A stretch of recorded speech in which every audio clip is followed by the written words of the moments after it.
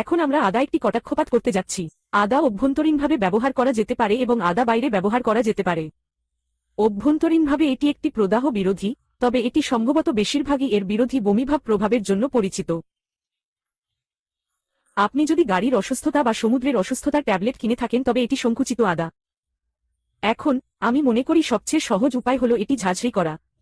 সুতরাং আপনি এটিকে সেই ছোট্ট গ্রাটারে ঝাঁঝরি করুন এবং আপনি প্রায় 1 চা চামচ ঝাঁঝরি করবেন এবং আপনি এটি একটি ছোট চা পাত্রে রাখুন এবং এতে ফুটন্ত জল ঢালুন এবং তারপরে এটি সম্ভবত 10 মিনিট বসবে।